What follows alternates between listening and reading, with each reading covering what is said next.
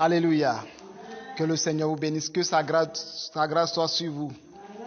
Voilà, donc aujourd'hui nous allons parler des armes du chrétien. Les armes, c'est-à-dire ce que le chrétien doit avoir pour combattre le diable.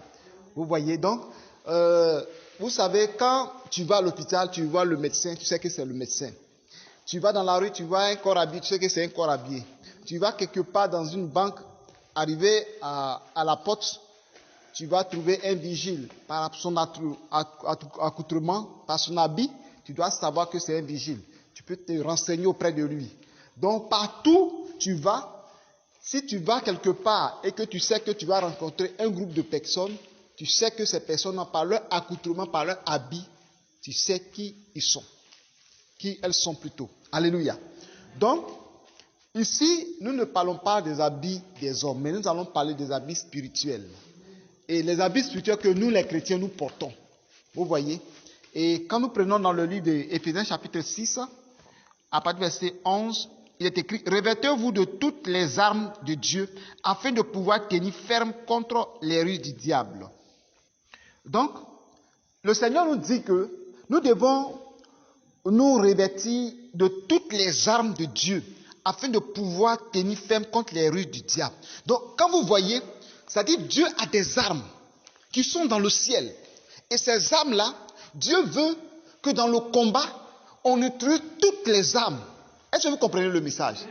Il n'a pas dit de prendre les armes de Dieu. Il dit de prendre toutes les armes. Parce que le combat n'est pas un petit combat. Les gens pensent que la guerre spirituelle, le combat spirituel, c'est une petite chose. Si l'homme de Dieu, l'apôtre Paul nous dit de prendre toutes les armes, c'est-à-dire tout ce que nous pouvons prendre pour aller contre le diable. Il dit qu'il faudrait que nous soyons revêtus de toutes les armes. Donc ici, nous allons parler des armes que le chrétien doit avoir pour aller combattre l'ennemi. Donc le verset 12 d'Éphésiens 6 nous dit « Car nous n'avons pas à lutter contre la chair et le sang, mais contre les dominations, contre les autorités, contre les princes de ce monde de ténèbres, contre les esprits méchants dans les lieux célestes. » Vous voyez ici, je vais vous montrer quelque chose pour que vous puissiez comprendre. Jésus a dit « Voici, je vous donne le pouvoir de marcher sur les serpents et les scorpions et toutes les puissants des ténèbres et rien ne pourra vous nuire. » Vous voyez, il y a le pouvoir qui nous a été donné pour marcher. Et dans le livre de Matthieu et de Marc, il est écrit « Voici les miracles qui accompagneront ceux qui auront cru. En mon nom, ils chasseront les démons. » Amen. Vous voyez, quand on parle de chasser les démons, parce que parmi les démons, parmi les esprits impurs, il y a des degrés. Il y a ceux qui sont très, très, très puissants. Il y a ceux qui sont moins puissants. Ceux qui sont moins puissants, c'est ceux-là, on les chasse. Est-ce que vous comprenez? On les chasse. La sirène des eaux, là. On peut chasser la sirène des eaux. On peut chasser l'esprit de mensonge. On peut chasser l'esprit de jalousie. On peut chasser l'esprit de vol. Mais il y a des esprits qu'on ne peut pas chasser. Vous comprenez? Et ces esprits qu'on ne peut pas chasser, qu'est-ce qu'on fait? On les combat. Alléluia. Les esprits qu'on les chasse là, on n'a pas besoin de s'armer, de prendre toutes les armes de Dieu. Amen. On a besoin de prendre quelques armes seulement. Il suffit de prendre le sang de Jésus, il suffit d'invoquer le nom de Jésus, il suffit de proclamer le feu, et puis ça va. Mais il y a des esprits, tu n'as pas besoin de prendre quelques noms, il faut prendre toutes les armes. Alléluia. Quelqu'un peut dire quelqu'un peut dire toutes les armes. Toutes les armes, c'est-à-dire, voilà, toutes les armes, tu dois prendre toutes les armes de Dieu. C'est-à-dire, Dieu a plusieurs armes, mais quand il s'agit de combat, de la guerre spirituelle, il faut prendre toutes les armes. C'est pourquoi dans le livre d'Apocalypse, il y a eu la guerre au ciel, donc les anges, Archange Michel et son armée ont pris toutes les armes. Alléluia. Et quand nous lisons la parole de Dieu dans Apocalypse chapitre 12, vous allez comprendre que la Bible nous déclare que ils ont vécu à cause du sang de l'agneau, à cause de la parole de témoignage. Ils n'ont pas aimé leur vie jusqu'à craindre la mort. Vous comprenez? Donc, Apocalypse 12, verset 11, je vais lire ça pour que vous puissiez comprendre. Je lis dans Apocalypse chapitre 12, verset 11. Ils l'ont vécu à cause du sang de l'agneau, à cause de la parole de leur témoignage. Ils n'ont pas aimé leur vie jusqu'à craindre la mort. Vous voyez? Donc, dans ce combat-là, ils ont pris le sang de l'agneau. Et ils ont pris aussi la parole. Et dans la parole, il y a tout ce qui est arme de Dieu. Vous comprenez? Et ils n'ont pas aimé leur vie quelqu'un de la mort. C'est-à-dire, ils n'ont pas eu peur de combattre le diable. Donc, dans ce message que je suis en train de vous dire, c'est un message qui doit comprendre que nous devons combattre les autorités. Je vous dis qu'il y a les démons, on chasse, mais on ne peut pas chasser les autorités. Les autorités, on les combat. C'est ça qu'on appelle la guerre. Donc, Paul dit que car nous n'avons pas à lutter contre la chair et le sang, mais contre les dominations. Donc, c'est un combat. C'est la lutte. Pour ceux qui ont suivi, qui regardent la lutte, vous voyez, deux personnes s'attrapent et l'autre veut faire tomber l'autre. La lutte, ça, on voit ça surtout au Sénégal. Les Sénégalais continuent de faire ça, le sport, c'est un sport favori au Sénégal. Et les gens s'attrapent, ils luttent, c'est la lutte. Et la lutte ici va au-delà de la lutte des hommes, mais il y a le combat, il y a la guerre avec les armes. Et vous lisez, il est écrit que nous ne combattons pas contre l'homme, c'est-à-dire la chair et le sang. Quand on parle de la chair et le sang, c'est l'homme. Parce que les démons, en eux, il n'y a pas sang. Pour savoir que les démons en chair, je vous explique cela pour que vous puissiez comprendre. Pour reconnaître un démon en chair, je ne dis pas que tu vas passer dans la rue pour tester tout ce que tu vas voir dans la rue. Tout ce que vous voyez dans la rue, tout le monde ne sont pas des hommes. Là, soyez clairs. Comprenez ça, vous voyez des gens dans la rue, tout le monde, que ce soit les noirs comme les blancs, les jaunes, les asiatiques, tous ne sont pas des hommes. Il y a des démons parmi nous. On les appelle les démons en chair. C'est-à-dire, ils sont des hommes, ils marchent, ils parlent, ils mangent, mais ils ne sont pas comme nous. Et eux, la différence, c'est qu'il n'y a pas de sang en eux. Le sang, il n'y a pas le sang en eux.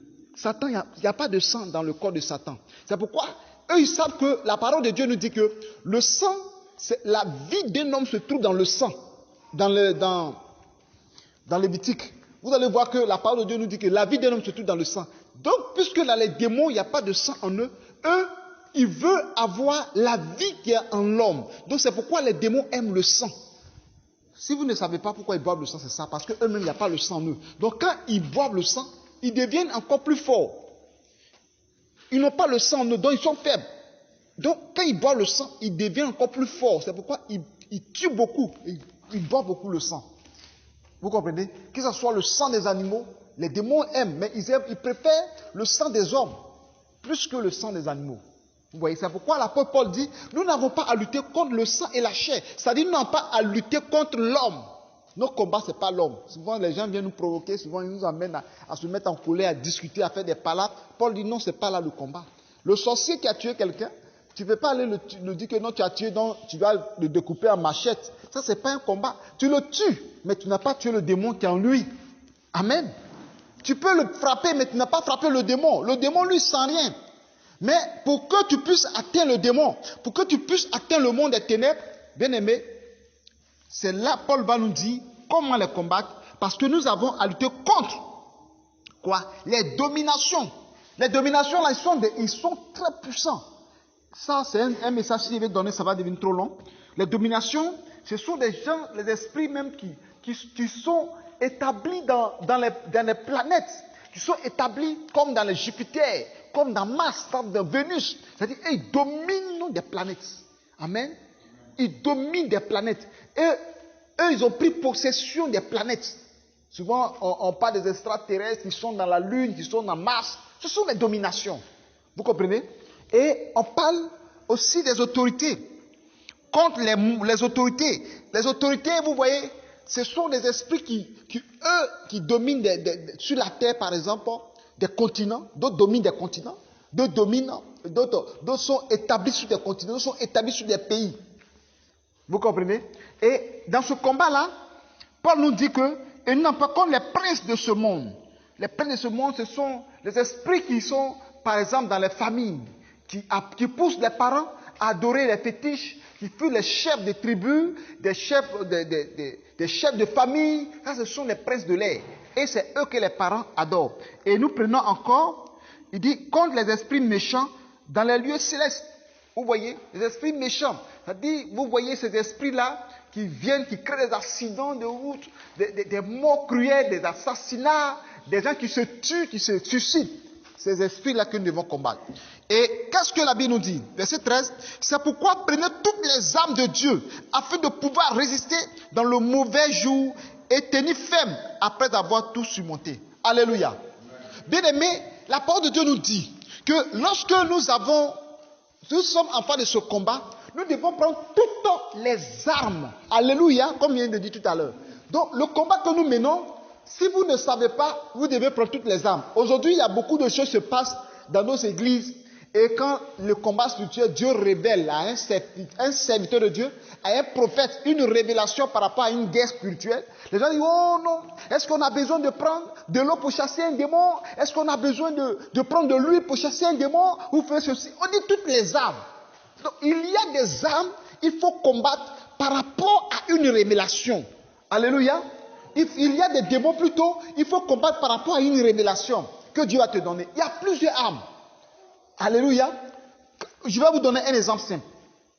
Si le bâton de Moïse, qui s'est transformé en serpent, n'avait pas englouti, n'avait pas avalé les serpents des magiciens, et que quelqu'un prie en disant que je prends autorité maintenant, au nom de Jésus-Christ, que le serpent de Dieu avale tous les serpents des démons, les serpents des sorciers, les gens m'ont dit que lui là c'est un fou, il est possédé. Vous comprenez? Ce sont des armes. Le combat est spirituel. Il y a des combats que tu peux mener. Toi aussi, tu peux demander le serpent divin pour combattre le serpent des démons et le serpent des sorciers. Alléluia. Et c'est toutes les armes de Dieu. C'est un message très fort et très long. J'aurai le temps de détailler ça une prochaine fois. Donc nous allons continuer. Et il dit, après avoir surmonté, nous devons faire quoi? Nous devons tenir ferme. Parce que souvent, on a la victoire, mais on est distrait. Écoutez ce que la Bible nous dit. Il dit, résistez dans le mauvais jour. C'est pourquoi, je reprends verset 13, c'est pourquoi prenez toutes les armes de Dieu, afin de pouvoir résister dans le mauvais jour et tenir ferme après avoir tout surmonté. Vous voyez, souvent, on a la victoire et ça nous arrive, nous les chrétiens. Souvent, on prie, on vient de faire l'Alliance 12. Papa, on a prié. Maintenant, on sent qu'on est libéré. Et puis, après avoir libéré, on ne prie plus, on est là. Et dit, mais nous devons tenir ferme. Alléluia. Nous devons tenir ferme. Après avoir tout surmonté. Et après avoir tout surmonté, le combat spirituel, il ne faut pas te laisser distraire. Alléluia. Il faut continuer dans le combat. Il faut continuer dans la prière. Il faut persévérer. Amen. C'est pourquoi la Bible déclare que prier sans cesse. 1 Thessaloniciens 5, 17. Prier sans cesse. Nous devons être des hommes de prière, des femmes de prière. Souvent quand on prie, on attend le résultat, on croise les mains. On vient de faire 12 jours de jeûne de prière. On dit, bon, j'ai fait l'offrande 12 000, j'ai prié, j'ai fait mon offrande d'action de grâce. J'attends le résultat. Je sais que Dieu m'a exaucé. Non! Il faut continuer de prier jusqu'à l'exaucement. Tu es exaucé, mais le monde des ténèbres ne va pas te laisser voir ton exaucement. Alléluia. 2022, il faut que tu vois les ossements de ta prière. Le verset 14 nous dit, tenez donc ferme, ayez à vos reins la vérité pour ceinture, revêtez la cuirasse de la justice. Donc je disais que quand un enfant de Dieu prie, Dieu le revêt des armes de combat spirituel. C'est-à-dire, toutes les armes, Dieu te donne. Alléluia. Et nous allons voir ces armes là pas à pas. Il dit, ayez à vos reins la vérité pour ceinture. Vous voyez, quand Pierre était dans la prison, que l'ange est venu le faire sortir, il lui a dit, Pierre, lève-toi, porte sa ceinture, porte ton manteau, porte tes sandales. Vous comprenez? Et suis-moi. Vous voyez ce que l'ange lui a dit. Donc la ceinture, ça te permet d'être en sécurité. Amen. Tu ne veux pas mener un combat où ta main droite est à l'épée et ta main gauche attraper ton pantalon ou bien ton paille. Mais tu ne peux pas. Regardez bien dans nos parents. Au village, quand nous étions petits, nous voyons les femmes qui se battent. La femme, avant de se battre pour faire palabre, là, elle va faire quoi? Elle va attacher son paille. Elle va prendre un morceau de paille, elle va bien attacher avant de commencer à faire palabre. C'est pas comme ça les femmes font. Ça montre la sécurité. Alléluia. Quand tu montes dans un avion, on va te demander avant le décollage, on va demander de prendre les ceintures de sécurité. À l'atterrissage, on va vous demander de porter les ceintures de sécurité. Si l'avion est dans un mauvais état, on va vous demander de porter la ceinture de sécurité. Tu es dans une voiture, on te demande de porter la ceinture de sécurité.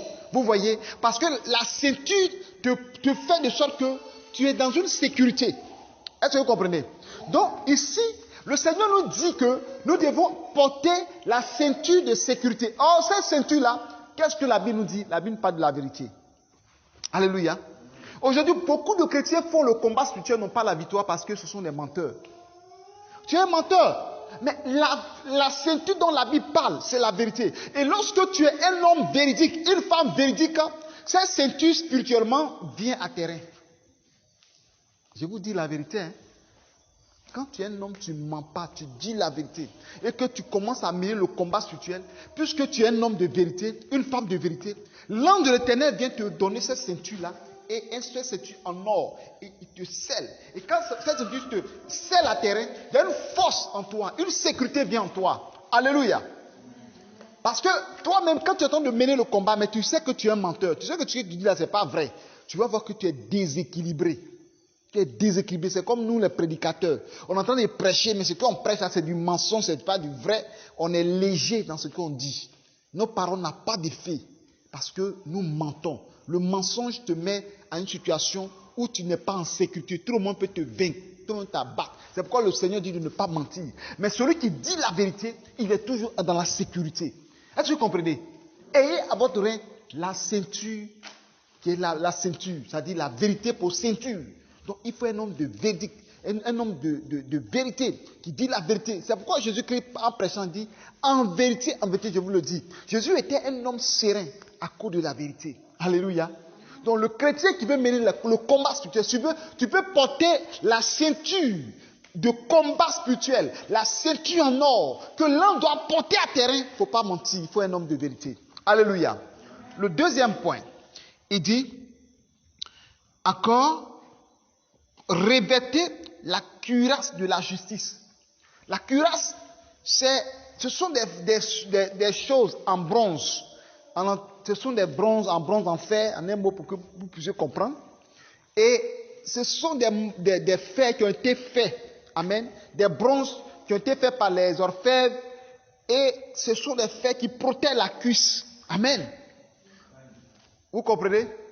Et souvent même ça protège la poitrine. Ce sont des choses. Donc quand on te lance l'épée, si ça vient dessus, ça frappe sur le fer. Mais imaginez qu'il n'y a pas de cuirasse. Amen. Ça va t'atteindre. Ça va piquer dans ta cuisse. Ça va te piquer. Donc le chrétien doit être revêtu de la cuirasse. Et cette cuirasse-là, c'est la justice. Amen. Toi, tu es toujours corrompu. Tu es dans l'injustice. Et tu es quelqu'un tu es injuste dans ce que tu fais. Lorsque tu vas mener un combat spirituel, tu auras la défaite parce que tu n'auras pas cette cuirasse. Amen.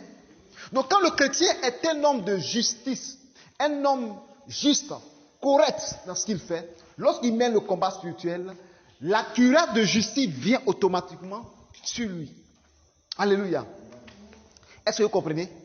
La cuirasse de justice vient automatiquement sur toi. Mais si tu n'es pas un homme juste, tu marches dans l'injustice, tu n'es pas quelqu'un qui est véridique, tu vas voir que quand tu vas mener le combat, il y aura des failles dans ta vie. C'est-à-dire, ils vont t'avoir. Que le Seigneur nous bénisse. Et le verset 15 nous dit, mettez pour chaussure à vos pieds le zèle qui donne l'évangile de paix. Amen. Alors que quand nous allons dans le combat spirituel, parfois nous marchons. Et puis nous marchons, nous prions. Tu marches et puis tu pries. Je prends autorité maintenant. Je chasse tous les esprits impurs qui s'opposent à ma vie. Je les combats. Je les chasse au nom puissant de Jésus-Christ. Bien aimé, quand tu marches comme ça, il faut que tu portes la chaussure du combat spirituel. Chez les militaires, on appelle des rengues. Amen. Et ils portent ça et ça va. Et c'est bien. Il marche en brousse, il peut marcher sur les piquants, il peut marcher sur beaucoup de choses. Il n'aura rien.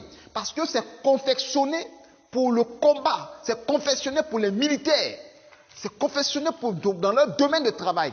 Et nous, enfants de Dieu, chrétiens que nous sommes, quand nous menons le combat, l'ange de l'Éternel vient nous porter ces chaussures-là. Et quand nous marchons avec ça, nous pouvons marcher sur le poison, nous pouvons marcher sur l'emboutement. Quand Jésus a dit, je vous donne le pouvoir de marcher sur les serpents, les scorpions et toutes les puissances d'ennemis, et rien ne pourra vous nuire. Mais c'est en marchant avec la chaussure de l'évangile. Alléluia. Et cette chaussure dont la Bible nous dit de porter ces chaussures-là, c'est l'évangile. L'évangile que tu annonces, la parole de Dieu que tu annonces, ça fait à tes pieds des chaussures qui blindent tes pieds. Alléluia. Des chaussures qui protègent tes pieds. Si tu n'annonces pas l'évangile, si tu ne parles pas de Jésus aux gens et que tu t'en vas combattre, tes pieds seront nus. Est-ce que vous comprenez? Tes pieds seront nus. Tu auras des problèmes à tes pieds. Il faut que tu annonces l'évangile. Il faut que tu prêches la bonne nouvelle. Et quand tu prêches la bonne nouvelle, tu es revêtu des chaussures. La vérité, il y a une ceinture sur toi. La justice, il y a cuirasse qui est sur toi, qui te protège. Et nous continuons. Le verset 16 dit, prenez par-dessus tout cela le bouclier de la foi. Amen. Le bouclier, c'est un fer qu'on attrape et quand tu prends, on te lance des flèches, tu prends pour protéger. Vous voyez le bouclier, souvent les corps habillés prennent ça quand on les lapide. Ils prennent pour bloquer les cailloux. C'est ça qu'on appelle le bouclier. Mais eux là, c'est en caoutchouc. Mais pour la guerre spirituelle, c'est en fer, c'est en aluminium. Donc ce bouclier dans ta main, et quand l'ennemi lance la malédiction, l'ennemi lance les flèches, l'ennemi lance les œuvres des ténèbres pour te détruire, ce bouclier-là, quand tu as ça, ça te protège. Alléluia. Ce bouclier-là te protège. C'est pourquoi la Bible déclare que tu ne craindras ni la terreur de la nuit, ni la flèche qui vole en plein jour. Dans le livre de Psaume 91. Et quand vous lisez ça, on parle des flèches en plein jour. Et je te dis, avec le bouclier de Dieu, tu peux bloquer ça. Mais comment avoir le bouclier? Le bouclier, c'est la foi. Alléluia. Tu es chrétien, mais tu n'as pas la foi. Et c'est toi qui dois combattre. Mais quand ils vont te lancer les flèches, ça va t'atteindre. Est-ce que vous comprenez le message? Quand ils vont te lancer la malédiction, les flèches en plein jour, les terreurs, les maladies, les contagions qui vont venir, ça va t'atteindre. Lisez le psaume 91, vous allez voir. Le psaume 91, on va lire ça pour que vous puissiez comprendre, parce que c'est très important. Le psaume 91, verset 5. Tu ne craindras.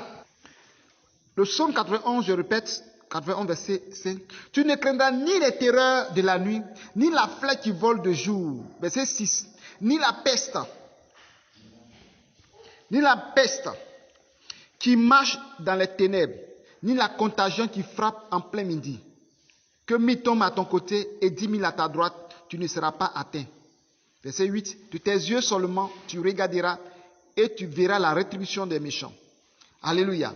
Et là, vous voyez que la Bible nous dit, tu ne craindras ni les terreurs de la nuit, ni la flèche qui vole de jour. Vous voyez? Alors que ici, dans le livre d'Éphésiens chapitre 6, le verset 16 nous dit, prenez par-dessus tout cela le bouclier de la foi, avec lequel vous pouvez éteindre tous les traits enflammés du malin. Vous voyez, ce bouclier-là, c'est la foi. Comment toi, tu peux mener un combat, mais tu as peur? Tu trembles? Non! Un chrétien qui mène le combat ne doit pas avoir peur. Il faut avoir la foi. Il faut croire que ce que tu es en train de déclarer, la part que tu déclares, il y a effet. Quand tu mets dans ton esprit que tu es en train de dire, je mets le feu, tu vois que dans le camp de l'ennemi, il y a le feu qui brûle là-bas, qui consume. Tu dis, je prends autorité maintenant. La flèche qui vient contre moi, je bloque ça par la foi, au nom de Jésus-Christ. Et retourne en envoyant cette flèche, retourne automatiquement, parce que tu l'as déclaré par la foi. Alléluia. Est-ce que vous comprenez? Tu as déclaré cela par la foi. Donc, lorsqu'on parle des armes du chrétien, le chrétien doit avoir les armes. Ces armes-là doivent être les armes de protection. Il faut avoir la foi. Donc le chrétien qui combat doit avoir la foi. Il ne faut pas combattre dans la peur. Le verset 17 nous dit quoi? Prenez aussi le casque du salut. Le casque. Quand on va en guerre, on porte. Vous voyez, quand quelqu'un est sur la moto, tu portes le casque. Quand tu tombes, ça te protège. Il y a des gens qui sont morts parce qu'ils n'ont pas porté le casque. Vous voyez? Et quand vous voyez, quand nous prenons dans ce combat-là, dans l'ancien temps, c'était l'armure des soldats. Aujourd'hui, c'est ça. On voit ça. Quand vous voyez les gens de ONU, de Nations Unies, vous voyez qu'on appelle les casques bleus. Ils portent des casques. Vous voyez, il y a des casques qui prennent des balles. Et puis les balles ne pèsent pas les casques. Donc le Seigneur veut que notre tête soit protégée. Parce que quand ta tête doit être protégée, il y a plusieurs choses. On pensait que ce sont des balles simplement. Il y a des pensées que l'ennemi peut injecter dans ton esprit. Et puis ça va changer la trajectoire de ta prière. C'est-à-dire, il y a des pensées qui vont venir dans ta pensée. Et puis ça va t'amener à avoir d'autres idées. D'autres pensées méchantes, des pensées mauvaises, des pensées de jalousie, des pensées de haine. Tout ça, ce sont des balles d'ennemis, des flèches d'ennemis.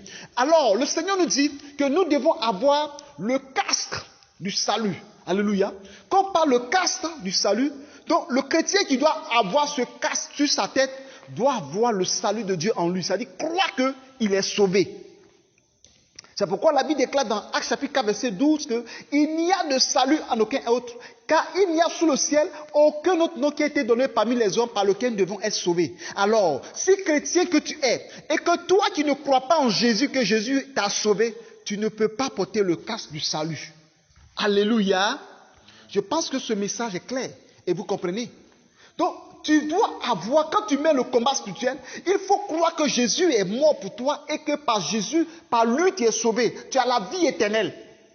Mais si tu pries et puis tu ne crois pas au salut, tu ne crois pas qu'il y a le paradis, tu ne crois pas qu'il y a l'enfer, tu ne crois pas qu'il y a un jugement dernier qui arrive, tu ne crois pas qu'il y a l'enlèvement, et puis toi, tu chasses des démons. Mais tu vas avoir trop d'attaques dans ta tête. Tu vas avoir trop d'attaques dans ta tête. Ta pensée sera troublée, tu seras mélangé, tu vas dire n'importe quoi parce que l'ennemi va prendre possession de ta pensée. Parce qu'il n'y a pas de protection de casse sur ta tête. Parce que tu ne crois pas au salut, tu ne crois même pas à la parole de Dieu. Et quand c'est comme ça, tu deviens quelqu'un qui raisonne, tu dis des choses, c'est là qui crée l'apostasie, des choses qui n'ont pas de sens. Et puis tu pavas, tu dis n'importe quoi, parce que ta tête n'est pas protégée. Alléluia. Et nous prenons encore, il dit, vous pouvez éteindre les traits enflammés du diable, du malin. Donc quand tu portes le casque du salut, tu peux éteindre les traits enflammés du diable. Le verset 17 nous dit quoi? Prenez aussi le cas, bon on vient de lire, c'est le cas du salut, pardon, et l'épée de l'esprit qui est la parole de Dieu. Dans tout ça là, tu as porté le casque, la ceinture, tu portes, après la ceinture, tu portes quoi? La cuirasse de la justice. Amen. Je pense qu'on va aller étape par étape pour vous montrer. On a porté d'abord quoi? On a pris toutes les armes. Donc on prend d'abord la vérité pour ceinture. Après la vérité, c'est quoi? La cuirasse. Après la cuirasse, il faut porter les chaussures. Après les chaussures, il faut porter le bouclier. Après le bouclier, il faut porter le casque. Et la dernière armure, c'est l'épée de l'esprit. Alors, qu'est-ce qu'est l'épée de l'esprit? C'est la parole de Dieu. Alléluia. Vous voyez que l'épée dans la guerre est très importante. Tu es protégé partout, mais si tu n'as pas d'épée, ils vont t'avoir. C'est vrai, tu contrecarres tout ce qu'ils envoient. Ils envoient flèches, tu bloques par les boucliers. Ils envoient ta tête, il y a le casque du salut est là. Il y a le zèle. L'évangile, la chaussure est là, tu es dans la vérité, il y a la ceinture, il y a la cuirasse de justice, tu as la protection autour de toi, le bouclier. Mais toi-même là, tu n'as pas de paix. Est-ce que c'est normal? C'est pas normal. Tu n'as pas de paix, tu n'as pas quelque chose pour les combats. C'est-à-dire c'est toi qui prends les coups, mais eux ne prennent pas de coups. Un chrétien doit aussi lancer des coups contre l'ennemi. S'ils t'ont attaqué, attaque-les aussi. Par quoi? Par la parole. La parole est l'épée. Alléluia. La parole, l'épée, cette parole que tu as. C'est pourquoi Jésus-Christ avait l'épée de la parole. Satan l'a trouvé dans le désert. Quand il l'a trouvé dans le désert, il avait faim. Il a fait 40 jours, 40 nuits sans manger, sans boire. Il dit, si tu es vraiment le Fils de Dieu, il faut transformer cette pierre en pain. Vous voyez, il envoie une parole. Et Jésus aussi va prendre l'épée, qui est la parole, qui dit que, cette flèche que tu m'as lancée, il est écrit que l'homme ne mangera pas seulement du pain, mais de toute parole qui sort de la bouche de Dieu. Et c'est ainsi que Satan l'a attaqué par plusieurs moyens, mais le Seigneur l'a vaincu par l'épée. Épée contre épée. Donc Satan vient contre toi par l'épée, toi aussi tu as l'épée de la parole. C'est pourquoi la Bible nous déclare dans le livre de Josué, chapitre 1, verset 8, que ce livre de la loi ne se loin pas de ta bouche, médite jour et nuit. pour pouvoir réussir dans tout ce que tu veux entreprendras. Et c'est en cela que tu réussiras. Tout ce que tu vas entreprendre. Donc, la parole de Dieu est l'épée, notre épée. L'épée du combat spirituel. L'épée qui nous amène à vaincre le diable. Il faut avoir l'épée, il faut avoir la parole. Parole contre parole. Parce que le monde spirituel, le diable vient avec la parole. Vous savez, Satan, pour nous attaquer, il vient par la parole. Il peut te maudire. Il peut dire des choses contre toi. Mais la parole peut affaiblir une personne. Je vous dis la vérité. Tout à l'heure, tu peux être content, tu peux être heureux, mais quelqu'un peut dire une parole qui va t'affaiblir, qui va t'attrister, qui va t'amener à un découragement, qui va même t'amener à pleurer. Alléluia. Mais en même temps que toi aussi tu veux pleurer, il y a une parole dans la parole de Dieu, dans la Bible. Et cette parole va te réconforter. Alléluia. C'est pourquoi vous devez connaître la parole. Même si vous ne savez pas lire, vous devez avoir la Bible audio dans votre portable. C'est-à-dire la Bible qui est... Il y a la Bible audio, ça veut dire quoi? Les versets, ils ont lu la Bible là. C'est comme les musiques pour nos parents qui ne savent pas lire écrit là. La Bible là, c'est écrit dans plusieurs langues même. Alléluia. Donc tu vas voir la parole audio. La parole de Dieu, c'est l'épée. L'épée du combat. C'est comme un soldat qui est bien équipé, mais il va en guerre, il n'a rien. David est parti devant Goliath, mais il a pris l'épée. Son épée, c'était la fronde. Mais il a vaincu. Tu peux être bien protégé, mais si tu n'as pas l'épée, tu ne peux pas combattre l'ennemi. Tu peux bien t'entraîner, mais tu vas en guerre, mais tu n'as pas d'armes. Mais tu ne peux pas avoir la victoire sur ton ennemi. Lui, toujours, il va t'envoyer des missiles, il va t'envoyer des balles. Toi, tu cours, tu t'écartes, tu te protèges seulement. Tu as des armes pour te protéger, mais tu n'as pas des armes pour riposter. Ce que tu dois prendre pour riposter, c'est la parole de Dieu. Alléluia. Est-ce que vous comprenez la parole du Seigneur? Je pense que nous allons rentrer dans une nouvelle année. Il faut que tu aies toutes ces armes. La Bible déclare qu'il faut que nous ayons toutes les armes de Dieu. C'est-à-dire ce qui est dans le ciel là. Dieu veut connaître tout ça là pour combattre Satan. Tout là, c'est bien mis. Alléluia. Pour dire que pour combattre sur la terre, il ne faut pas prendre une arme pour laisser autre. Il faut prendre toutes les armes. S'il s'agit de combattre l'ennemi avec le feu, prends le feu. S'il s'agit de combattre l'ennemi avec le sang de Jésus, prends le sang de Jésus.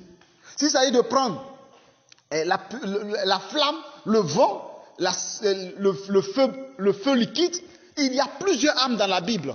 Vous ne savez pas, je vais même écrire un livre dessus. Il y a plusieurs armes dans la Bible que nous pouvons utiliser pour combattre l'ennemi. Alléluia. Donc, bien-aimé, je pense que ce message que tu viens d'écouter, ça va te faire du bien parce que tu as besoin de t'être équipé par les armes de Dieu, par toutes les armes de Dieu pour pouvoir combattre, pour pouvoir éteindre les flammes enflammées, les traits enflammés du diable. Alléluia. Amen. De pouvoir surmonter tout ce qui est de flèches, de pouvoir contrecaler et contre-attaquer tout pouvoir des ténèbres. Donc que Dieu vous bénisse et que sa grâce soit sur vous. Donc, bien-aimé, tu vas rentrer dans une nouvelle année. Il faut que tu aies toutes les armes de Dieu. Tu vas te tenir debout et tu vas prier le Seigneur. Prie le Seigneur.